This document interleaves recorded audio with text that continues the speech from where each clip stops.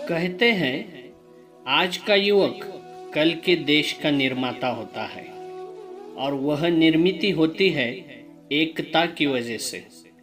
आज हम ऐसे ही एकता के साथ एक नए राष्ट्र का निर्माण करने वाले एक ऐसे शख्स के बारे में जानकारी लेने वाले हैं एक पाठ के माध्यम से। तो चलो दोस्तों, हाय नमस्कार, मैं डॉक्टर प्रेम घोड़के फिर से आपके साथ जुड़ा हूँ। आप भी मेरे साथ जुड़िए। चलो कुछ आज अच्छा सुनते हैं। आज हम जिस व्यक्ति के बारे में जानना चाहते हैं उस व्यक्ति का नाम है अब्राहम लिंकन। हाँ दोस्तों, अब्राहम लिंकन, जिन्होंने राष्ट्र में एकता बनाए रखना एक सफल और ईमानदार राजनीतिज्ञ का कर्तव्य होता है, वो निभाया है। अमेरिका के पूर्व राष्ट्रपति अब्राहम लिंकन ने भी यही किया है। यहाँ पर उनके जीवन से जुड़े कुछ प्रेरक प्रसंग, भाषण और वह पत्र प्रस्तुत किए गए हैं जिनमें उन्होंने अपने पुत्र के अध्यापक को भी लिखा था। लिंकन के विचार थे कि इंसान सच्चाई और अच्छाई के मार्ग पर चले, दूसरों के प्रति परोपकार की भावना रखे तथा मेहनत और ईमानदारी से कार्य करके अपने जीवन का निर्वाह करे। ऐसे ही प्रसिद्ध व्यक्तित्व के बारे में हम जानेंगे इस छोटे से वीडियो में। लगे रहिए इस वीडियो के साथ।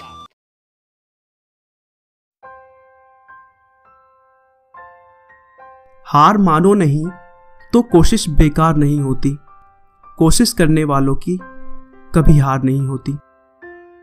दोस्तों, आज मैं बात करने जा रहा हूं अमेरिका के अब तक के सबसे लोकप्रिय राष्ट्रपति अब्राहम लिंकन की, जिन्होंने अमेरिका सहित पूरे विश्व में दास प्रथा को खत्म करने में सबसे महत्वपूर्ण भूमिका निभाई है।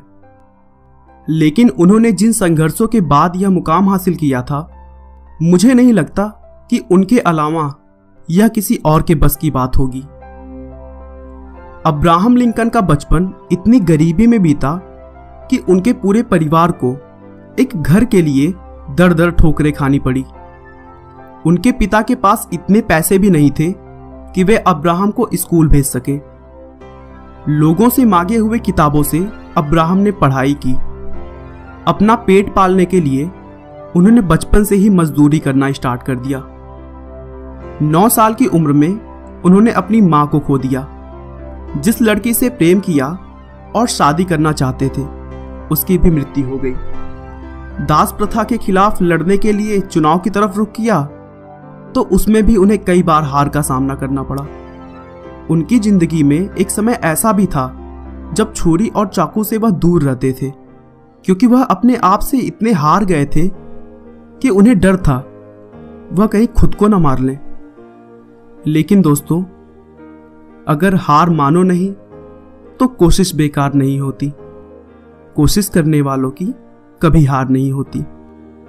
अपने संघर्षों के दम पर उन्होंने अमेरिका के 16वें राष्ट्रपति का चुनाव जीता और अमेरिका को उसके सबसे बड़े संकट अमेरिकन सिविल वॉर यानी अमेरिकी गृह युद्ध से पार लगाया और दास प्रथा को जड़ से खत्म कर दिया। तो दोस्तों, आइए गरीबी से लेकर व्हाइट हाउस तक का सफर तय करने वाले अब्राहम लिंकन के बारे में हम डिटेल में जानते हैं। अब्राहम लिंकन का जन्म 12 फरवरी 1809 को अमेरिका के केंटकी राज्य में हार्डिन काउंटी नाम के एक जगह पर हुआ था। उनके पिता का नाम थॉमस लिंकन और मां का नाम नैन्सी लिंकन था। उनका पूरा परिवार बहुत ही गरीब था और खुद के बनाए हुए एक लकड़ी के मकान में रहता था। अब्राहम लिंकन के अलावा उनकी एक बड़ी बहन भी थी जिसका नाम सारा था। थॉमस और नैन्सी को अब्राहम के बाद एक और पुत्र हुआ, लेकिन बचपन में ही उसकी मृत्यु हो गई। लिंकन के पिता थॉमस एक किसान थे और साथ ही साथ वह बढ़ई का भी काम करते थे। अब्राहम के जन्म के 2 सालों के बाद ही जमीन के विवाद की वजह से लिंकन परिवार को वह जगह छोड़ना पड़ा, जिसके बाद 1811 में वे वहां से 13 किलोमीटर उत्तर की तरफ नॉव क्रीक फार्म रहने आ गए और वहां पर उन्होंने जमीन को खेती के लायक बनाकर काम करना शुरू किया। लेकिन कुछ समय के बाद यहां पर भी उन्हें जमीनी विवाद झेलना पड़ा और फिर से उस जगह को भी छोड़कर जाना पड़ा। जिसके बाद 1816 में लिंकन परिवार इंडियाना की ओहियो नदी के किनारे आकर बस गया, जहां पर उन्होंने घने जंगल में खेती करना शुरू कर दिया। दोस्तों, बता दूं कि यहां पर आज भी उनके घर और खेतों को एक स्मारक के रूप में सुरक्षित रखा गया है। अब्राहम लिंकन जब 6 साल के हुए तब उन्हें एक स्कूल में पढ़ने के लिए भेजा गया, लेकिन घर की आर्थिक स्थिति को देखते हुए उन्हें खेतों में काम करके अपने पिता का हाथ बटाना पड़ता था और उनके पिता भी कभी नहीं चाहते थे कि वह पढ़ाई लिखाई करे। इसी वजह से ना चाहते हुए भी कुछ ही दिनों में अब्राहम को पढ़ाई छोड़ना पड़ा। हालांकि उन्हें पढ़ाई लिखाई का बहुत शौक था और वह दूसरों से किताबें लेकर जब भी वक्त मिलता पढ़ने लगते थे। उसी बीच उनके जीवन में एक बहुत ही दुखद मोड़ तब आया जब 5 अक्टूबर 1818 को अब्राहम की मां की मृत्यु हो गई। उस समय अब्राहम केवल 9 साल के थे। मां की मृत्यु के बाद घर की पूरी जिम्मेदारी अब्राहम की बहन सारा पर आ गई। उस समय सारा भी केवल 11 साल की थी। 1 साल बाद घर की परेशानियों को देखते हुए थॉमस ने एक विधवा महिला से शादी कर ली, जिसका नाम सारा बुश जॉनसन था। उस महिला के 3 बच्चे पहले से थे। अब्राहम को सौतेली मां ने उसकी सगी मां से भी ज्यादा प्यार दिया और कभी भी मां की कमी महसूस नहीं होने दी। साथ ही साथ सारा बुश ने उनकी पढ़ाई लिखाई में भी पूरी सहायता की। अब्राहम भी अपनी सौतेली मां को बहुत मानते थे। राष्ट्रपति बनने के बाद उन्होंने एक इंटरव्यू में कहा कि मैं आज जो भी हूं उसका पूरा श्रेय मेरी मां को जाता है। अब्राहम के पिता उसे बहुत ही क्रूर व्यवहार रखते थे और वो बिल्कुल भी नहीं चाहते थे कि वो पढ़ाई लिखाई करें। इसीलिए अब्राहम खुद का खर्च चलाने के लिए बचपन में सीखे हुए बढ़ई के काम का इस्तेमाल करके एक नाव बनाई और नौकावाहक बनकर माल ढोने का काम शुरू कर दिया। साथ ही साथ वह लोगों के खेतों में जाकर काम भी करते थे। कुछ समय बाद उनकी एक दुकान में नौकरी लग गई और वहां उन्हें पढ़ाई का भी थोड़ा समय मिलने लगा। यहीं पर रहते हुए उन्होंने अपने खुद के दम पर बिना किसी कॉलेज के लॉ की पढ़ाई शुरू कर दी। लॉ की पढ़ाई के समय ही एक बार उन्हें पता चला कि नदी के दूसरी तरफ के गांव में एक रिटायर्ड जज रहते हैं, जिसके पास लॉ की बहुत सारी किताबें हैं। लिंकन ने यह तय किया कि वे उस जज के पास जाएंगे और उनसे रिक्वेस्ट करेंगे कि वे अपनी किताबों की कलेक्शंस को उन्हें भी पढ़ने दें। उन दिनों बहुत ही जोरदार कड़ाके की ठंड पड़ रही थी, लेकिन लिंकन ने बिना किसी परवाह के बर्फीली नदी में अपनी नाव उतार दी। थोड़ी दूर जाने पर उनका नाव एक बर्फ से टकरा गया और वहीं पर टूट गया। फिर भी लिंकन ने हार नहीं मानी और तैरते हुए नदी को पार कर उस जज के घर पहुंच गए और उनसे किताबों को पढ़ने की रिक्वेस्ट की। रिटायर्ड जज ने उनकी लगन को देखते हुए उन्हें अपनी सारी किताबों को पढ़ने की अनुमति दे दी, लेकिन उस समय उनके घर पर काम करने वाला नौकर छुट्टी पर था। इसीलिए उन्होंने लिंकन को अपने घर के कामों को करने के लिए कहा, जिसे लिंकन ने भी खुशी खुशी स्वीकार कर ली। वे उस रिटायर्ड जज के घर के लिए जंगल से लकड़ियां बिनकर लाते, उनकी जरूरत का पानी भरते, साथ ही साथ घर का हर काम करते थे और पारिश्रमिक के नाम पर उन्हें मात्र पुस्तक पढ़ने की छूट थी। लेकिन लिंकन इससे भी बहुत खुश थे। कुछ समय के बाद वो एक गांव में पोस्टमास्टर बन गए, जिसकी वजह से लोग उन्हें जानने लग गए थे और उनका सम्मान करने लगे। अब अब्राहम लिंकन ने स्थानीय लोगों की परेशानी को देखते हुए राजनीति में घुसने का सोचा, क्योंकि उस समय दास प्रथा चरम पर था। लिंकन को शुरू से गुलामों पर हो रहे अत्याचारों से सख्त नफरत थी और वो दास प्रथा को खत्म करना चाहते थे। इसी विचार के साथ उन्होंने राजनीति में प्रवेश किया और विधायक का चुनाव लड़ा, लेकिन उस चुनाव में उन्हें करारी हार का सामना करना पड़ा।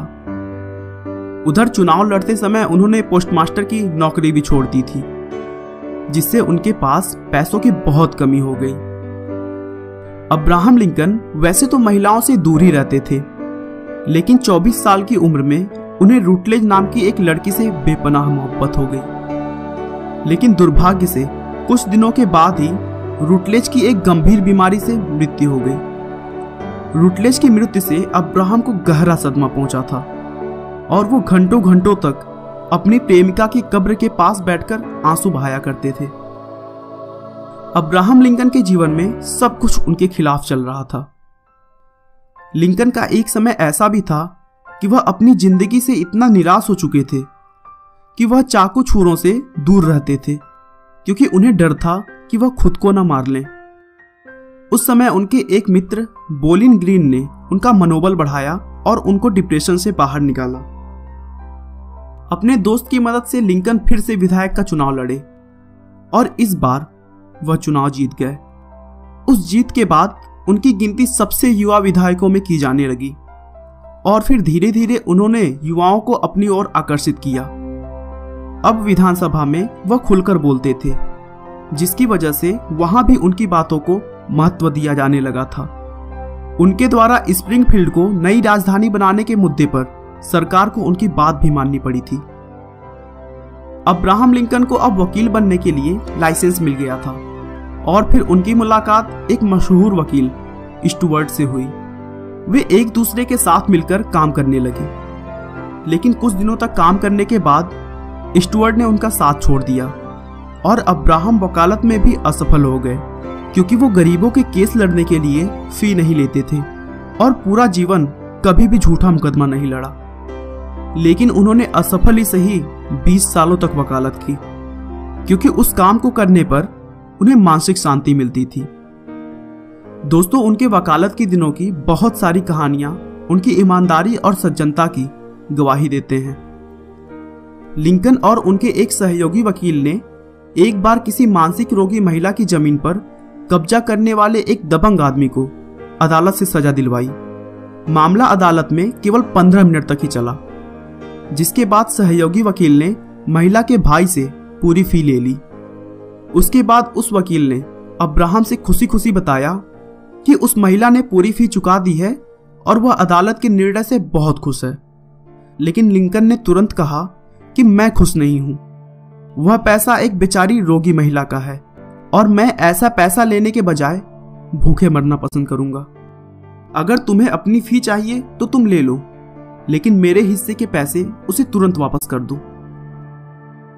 1842 में लिंकन ने मैरी नाम की एक लड़की से शादी कर ली। मैरी ने एक के बाद एक 4 बेटों को जन्म दिया, लेकिन उनमें से 1843 में जन्मा केवल रॉबर्ट ही जीवित रह सका और बाकी सभी बच्चों की बचपन में ही मृत्यु हो गई। 1860 में लिंकन संयुक्त राज्य अमेरिका के राष्ट्रपति पद के लिए चुनाव लड़े और आखिरकार अमेरिका के 16वें राष्ट्रपति बनकर उन्होंने अपने जीवन की सबसे बड़ी सफलता हासिल की। 6 नवंबर 1860 को अमेरिका के 16वें राष्ट्रपति बनने के बाद लिंकन ने ऐसे महत्वपूर्ण कार्य किए जिनका राष्ट्रीय ही नहीं बल्कि अंतर्राष्ट्रीय महत्व भी है। लिंकन की सबसे बड़ी उपलब्धि अमेरिका को गृह युद्ध से उबारना था। अमेरिका के संविधान में संशोधन द्वारा दास प्रथा के अंत का श्रेय भी लिंकन को ही जाता है।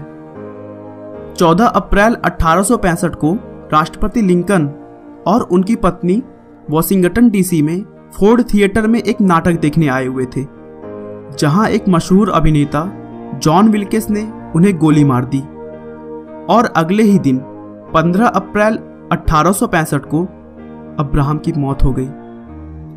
दोस्तों, अब्राहम लिंकन ने जिन संघर्षों के बाद इतनी बड़ी सफलता हासिल की, उससे हमें यही सीख मिलती है कि जिंदगी में अगर कुछ पाना है तो हमें कभी हार न मानने वाली सकारात्मक सोच के साथ आगे बढ़ना होगा। तो देखा बच्चों, आपने इस वीडियो के माध्यम से अब्राहम लिंकन के जीवन के बारे में पूरा वृत्तांत दिया गया है। आज हम उसी पाठ के बारे में चर्चा करने वाले हैं जिसका नाम अब्राहम लिंकन है।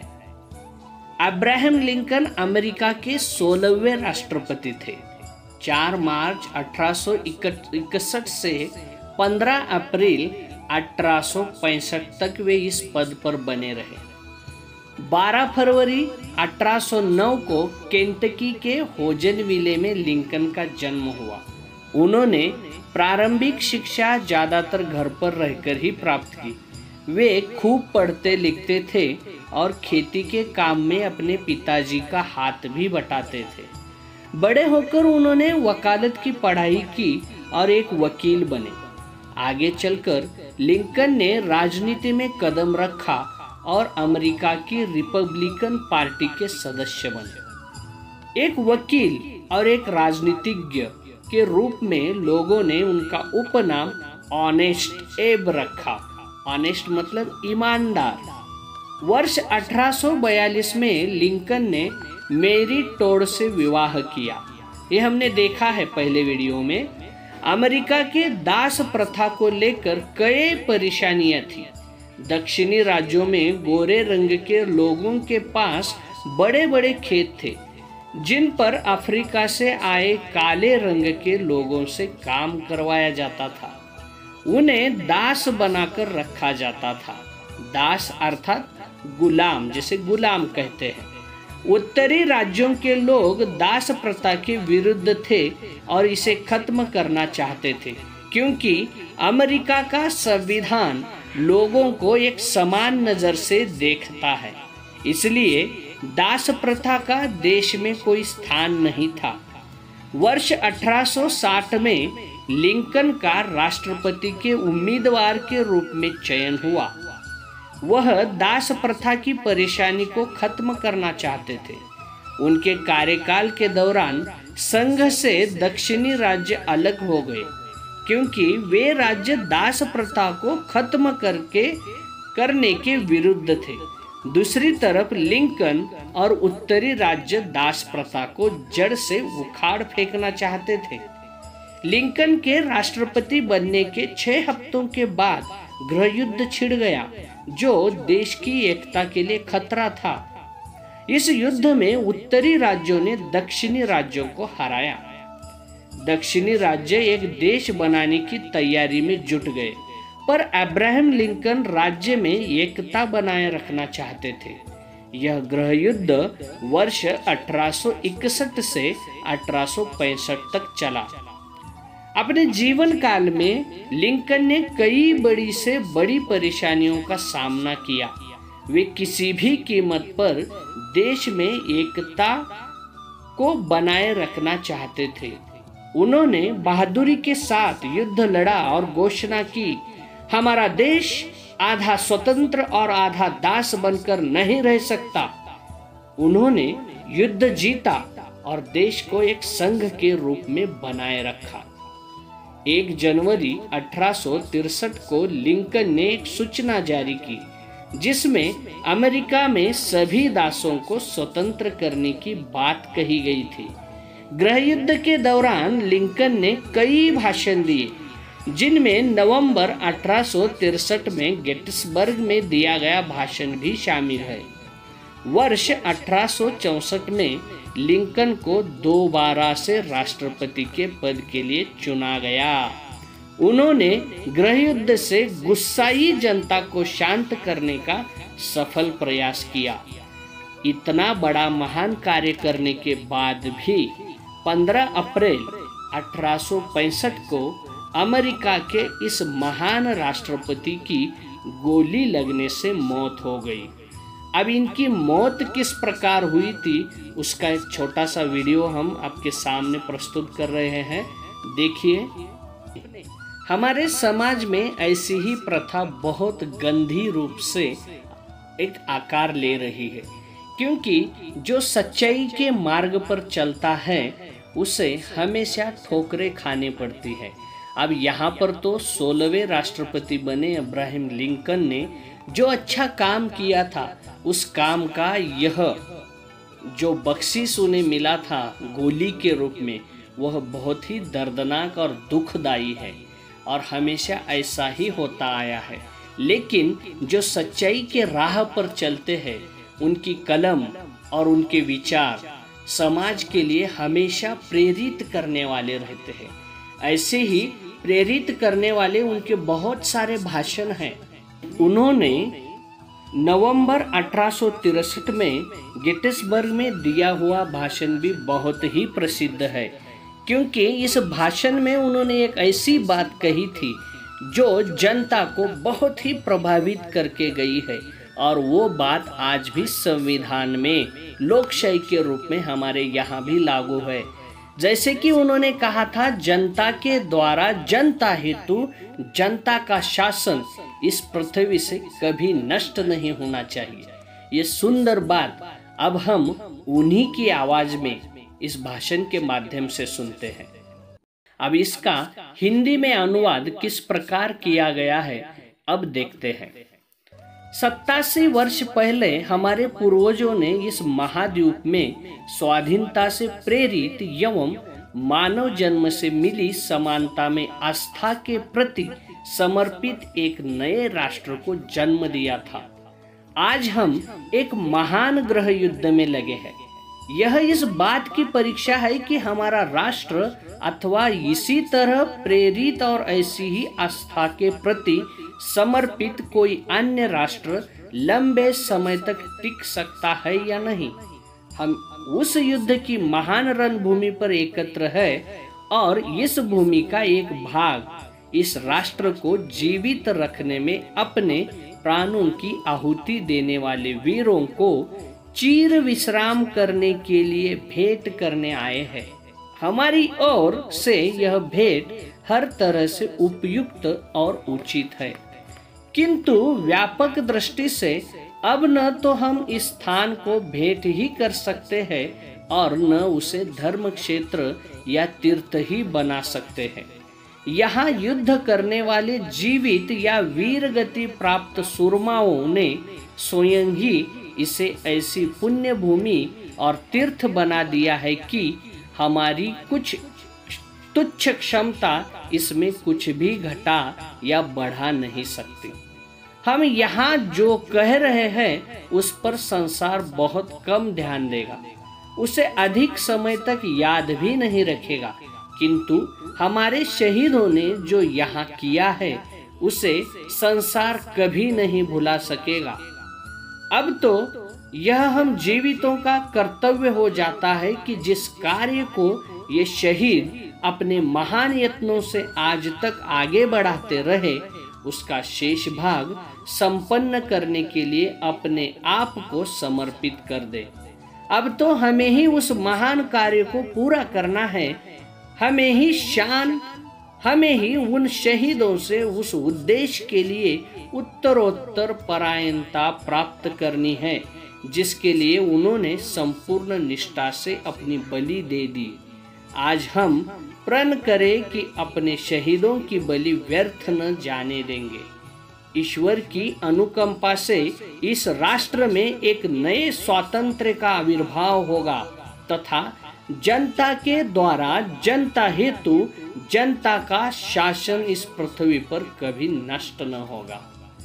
कितना सुंदर भाषण है जो हमारे सारे देशवासियों को एक सूत्र में बांधने का यह जो विचार है अब्राहम लिंकन ने गेटिसबर्ग के इस भाषण में व्यक्त किया था, जिसमें जो बलिदान हुए हैं, जो वीर सुरमाए हैं, उन सभी सुरमाओं को उनके बलिदान के प्रति यह समर्पित जो भाव है इस भाषण में व्यक्त होता है। बच्चों, अतः इस भाषण के बाद हम अब्राहम लिंकन ने जो और एक महत्वपूर्ण बात की है वो बात कौन सी थी वो मैं आपको बताने की कोशिश कर रहा हूँ। एक अच्छा इंसान बनने के लिए उन्होंने अपने बेटे के अध्यापक को एक पत्र लिखा था। बहुत ही प्रसिद्ध यह पत्र है, मैं अभी आपको पढ़ के दिखाता हूँ। देखिए कितना सुंदर शुरुआत की उन्होंने। सम्मानीय महोदय, मैं जानता हूं कि इस दुनिया में सारे लोग अच्छे और सच्चे नहीं हैं। यह बात मेरे बेटे को भी सीखनी होगी। पर मैं चाहता हूं कि आप उसे यह बताएं कि हर बुरे आदमी के पास भी अच्छा हृदय होता है। हर स्वार्थी नेता के अंदर अच्छा लीडर बनने की क्षमता होती है। मैं चाहता हूं कि आप उसे सिखाएं कि हर दुश्मन के अंदर एक दोस्त बनने की संभावना भी होती है। मैं जानता हूं कि ये बातें सीखने में उसे समय लगेगा। आप उसे सिखाएं कि मेहनत से कमाया गया 1 रुपया सड़क पर मिलने वाले 5 रुपए के नोट से ज्यादा कीमती होता है। आप उसे बताएं कि दूसरों के प्रति जलन की भावना अपने मन में न लाए। साथ ही यह भी कि खुलकर हंसते हुए भी शालीनता बरतना कितना जरूरी है। मुझे उम्मीद है कि आप उसे बता पाएंगे कि दूसरों को धमकाना और डराना कोई अच्छी बात नहीं है। यह काम करने से उसे दूर रहना चाहिए। आप उसे किताबें पढ़ने के लिए तो कहें, पर साथ ही उसे आकाश में उड़ते पक्षियों को, धूप में हरे भरे मैदानों में खिले फूलों पर मंडराती तितलियों को निहारने की याद भी दिलाते रहे। मैं समझता हूं कि यह बात उसके लिए ज्यादा काम की है। मैं मानता हूं कि विद्यालय के दिनों में ही उसे यह बात भी सीखनी होगी कि नकल करके पास होने से फेल होना अच्छा है। किसी बात पर चाहे दूसरे उसे गलत कहे, पर अपनी सच्ची बात पर कायम रहने का हुनर उसमें होना चाहिए। दयालु लोगों के साथ नम्रता से पेश आना और बुरे लोगों के साथ सख्ती से पेश आना चाहिए। दूसरों की सारी बातें सुनने के बाद उसमें से काम की चीजों का चुनाव उसे इन्हीं दिनों में सीखना होगा। आप उसे बताना मत भूले कि उदासी को किस तरह प्रसन्नता में बदला जा सकता है, और उसे यह भी बताएं कि जब कभी रोने का मन करे तो रोने में शर्म बिल्कुल न करे। मेरा सोचना है कि उसे खुद पर विश्वास होना चाहिए और दूसरों पर भी, तभी तो वह एक अच्छा इंसान बन पाएगा। ये बातें बड़ी है और लंबी भी, पर आप इनमें से जितना भी उसे बता पाए उतना उसके लिए अच्छा होगा। फिर अभी मेरा बेटा बहुत छोटा है और बहुत प्यारा भी। आपका अब्राहम लिंकन। तो देखा बच्चों, आपने अब्राहम लिंकन ने उनके बेटे के लिए उनके जो अध्यापक थे उन्हें जो पत्र लिखा है, उस पत्र में जो भी बातें कही है वो सारी बातें तुम सब पर लागू होती है, क्योंकि हमारे माता पिता भी यही सोचते हैं और हमारे लिए यही उम्मीद रखते हैं, और यह उम्मीद रखना कोई गलत काम नहीं है। और जो भी यह ऐसी उम्मीद अपने बेटों के गुरुओं से, उनके अध्यापकों से रखते हैं, वह कोई साधारण व्यक्तिमत्व नहीं होता है, बल्कि वह एक असाधारण व्यक्तित्व होता है, श्रेष्ठ व्यक्तित्व होता है। और ऐसा ही श्रेष्ठ व्यक्ति अब्राहम लिंकन, जिन्होंने उनके बेटे के लिए ये पत्र लिखा था, और यह श्रेष्ठ व्यक्तित्व जो है, जिन्होंने अपने राष्ट्र में एकता तथा सच्चाई और अच्छाई लाने का जो पाठ पढ़ाया है, वह हम सबके सामने यहाँ पर प्रस्तुत है। हमें इस पाठ से यही मूल्य सीखना चाहिए कि हमारे देश का जो भी राजनीतिज्ञ होगा, उसका कर्तव्य यह बनता है कि वह सच्चाई और ईमानदारी से अपना कर्तव्य निभाता रहे, और यही कर्तव्य हर एक युवा वर्ग का, हर एक नागरिक का होता है। अगर ऐसा हुआ तो शायद आज जिस प्रकार हमारा भारत देश विकसनशील देशों के सूची में है, वो कम ही समय में विकसित देशों के नामों में गिना जाएगा। यही अपेक्षा रखते हैं इस पाठ के माध्यम से।